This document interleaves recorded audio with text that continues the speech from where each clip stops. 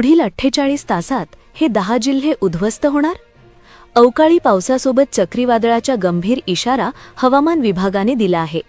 संपूर्ण महाराष्ट्रासाठी पुढील 48 तास हे अत्यंत महत्त्वाचे आहेत, कारण गेल्या 50 वर्षात झाला नव्हता तितका भयानक ढगफुटीसदृश पाऊस सोबत विजांचा कडकडाट आणि गारांचा पाऊस पडणार असल्याची शक्यता हवामान विभागाने काल दिली होती. पण 5 मिनिटांपूर्वी चक्रीवादळाचा भयानक इशारा हवामान विभागाने दिला. जेव्हा सॅटेलाइट इमेज पाहिल्या तेव्हा लक्षात आले की महाराष्ट्राच्या दक्षिण सीमेवरून हळूहळू एक वेगळ्याच प्रकारचे ढग सरकत आहेत. हे ढग इतके जड आहेत की ते कोणत्याही क्षणी खाली कोसळू शकतात आणि शास्त्रज्ञांच्या मते या ढगांची उंची आता तिप्पट वाढली आहे.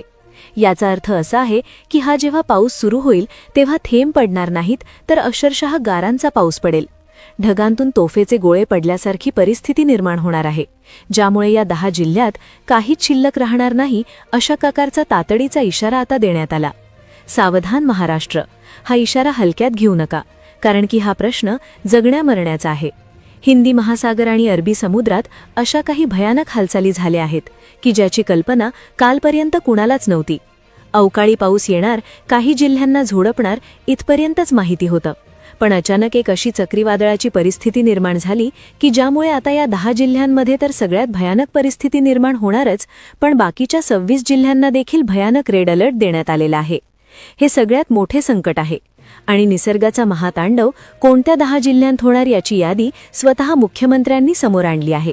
येत्या 48 तासात या 10 जिल्ह्यात काहीच पाहायला राहणार नाही असा एक अर्जंट आणि निर्वाणीचा इशारा देण्यात आलाय. या 10 जिल्ह्यात भयंकर वेगाने वारे वाहतील. इतकी गारपीट होईल की जमिनीला देखील हादरे बसणार. विजांचा कडकडाट इतका होईल की अक्षरशः घरांच्या काचा फुटणार, भिंतींना चिरा पडणार. होय, अचानक एक विचित्र परिस्थिती निर्माण झाल्याने हा एक गंभीर इशारा देण्यात आलाय. मग काय इशारा देण्यात आलाय? कोणते ते 10 जिल्हे आहेत की जिथे सगळ्यात जास्त विचित्र परिस्थिती निर्माण होणार आणि बाकीच्या जिल्ह्यांमध्ये नेमकं काय होणार? पहा, 48 तास खूप महत्त्वाचे आहेत. त्यामुळे तुम्ही या 10 जिल्ह्यांची यादी न पाहता जर व्हिडिओ बंद केला तर कदाचित तुमच्या आयुष्यातली खूप मोठी चूक तुम्ही कराल. कारण की विचार करा, आज रात्री तुम्ही जर झोपले, तुम्ही गाढ झोपेत असाल आणि अचानक तुमच्याच भागामध्ये जर अशा प्रकारचे भयानक संकट उभे राहिले तर तुम्ही काय कराल? तर त्यामुळेच आजच्या व्हिडिओमध्ये आपण 10 जिल्ह्यांची यादी, सरकारने काय काळजी घ्यायला सांगितलेली आहे, सगळी सविस्तर माहिती तुम्हाला व्हिडिओमध्ये देणार आहे. त्यामुळे आजचा हा व्हिडिओ लक्षपूर्वक पहा. पुढील 48 तासात महाराष्ट्रातील या 10 जिल्ह्यांवर निसर्गाचा तांडव होणार अशी धक्कादायक माहिती हवामान विभागाकडून समोर आली आहे. सध्या लोकांना हे खोटे वाटते, कारण की सगळीकडे ऊन पडले, कोणाला शक्यता देखील वाटत नाही की पाऊस येईल. पण लक्षात घ्या, अरबी समुद्राच्या मध्यभागातील पाण्याचा रंग अचानक काळपट झाला असून तिथे उष्ण वाफांचे लोट हवेत जात आहेत.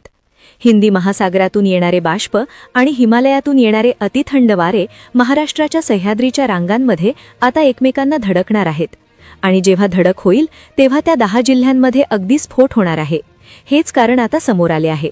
त्याचबरोबर एल निनो इफेक्टमुळे पृथ्वीचे तापमान वाढले होते, पण आता अचानक ला निनाचा प्रभाव इतका तीव्र झाला आहे की बाष्पाने भरलेले ढग आता जमिनीच्या दिशेने झेपावत आहेत.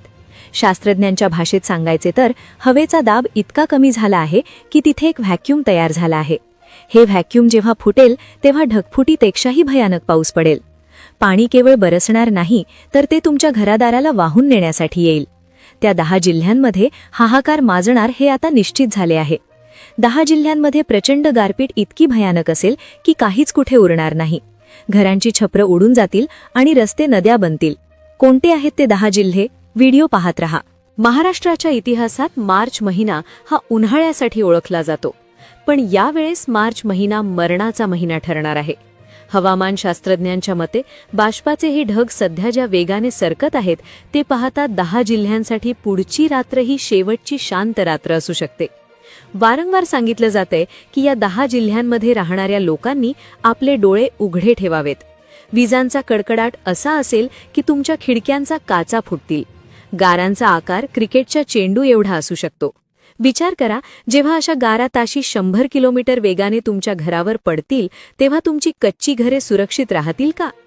10 जिल्हे उद्ध्वस्त होणार ही केवळ भीती नसून ही आता एक कटू सत्य परिस्थिती बनत चालली आहे. या 10 जिल्ह्यांमध्ये शेतीचा तर असा विध्वंस होईल की पुढची अनेक वर्षे तिथली जमीन पुन्हा उभी राहू शकणार नाही. कोणत्या 10 जिल्ह्यांना सर्वात गंभीर रेड अलर्ट देण्यात आला आहे? या यादीत तुमच्या जिल्ह्याचे नाव तर नाही ना? तुम्हाला आठवतंय का 15 वर्षांपूर्वी विदर्भात आणि मराठवाड्यात अशाच पद्धतीची एक घटना घडली होती. रात्रीचे 2 वाजले होते, लोक साखर झोपेत होते आणि अचानक विजांचा तांडव सुरू झाला. 10 मिनिटांत अख्खे गाव पाण्याखाली गेले होते. जनावरांचे हंबरणे आणि मुलांचा रडण्याचा आवाज विजांच्या कडकडाटात दबून गेला होता. आज पुन्हा तीच परिस्थिती त्या 10 जिल्ह्यांमध्ये उभी ठाकली आहे. निसर्ग पुन्हा एकदा स्वतःची शक्ती दाखवण्यासाठी सज्ज झाला आहे. त्या रात्री लोकांना सावरण्याची संधी मिळाली नाही, पण तुम्हाला आज आम्ही ही माहिती आधीच देत आहोत. बाष्पाचे ढग आता महाराष्ट्राच्या सीमेवर धडकले आहेत. काही ठिकाणी रिमझिम सुरू झाली असेल, पण सावध रहा, ही केवळ सुरुवात आहे. मूळ प्रलय अजून बाकी आहे, जो त्या 10 जिल्ह्यांचा घास घेणार आहे.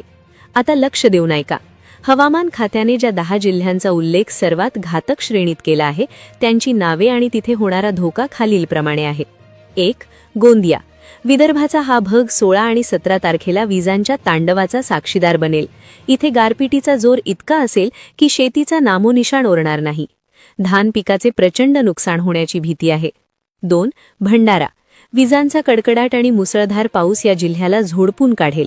नदीकाठच्या गावांना सतर्कतेचा इशारा देण्यात आला आहे. 3. चंद्रपूर. तापमानाचा पारा 40 अंशांवर असताना अचानक येणारा हा पाऊस इथे विनाश घडवून आणेल.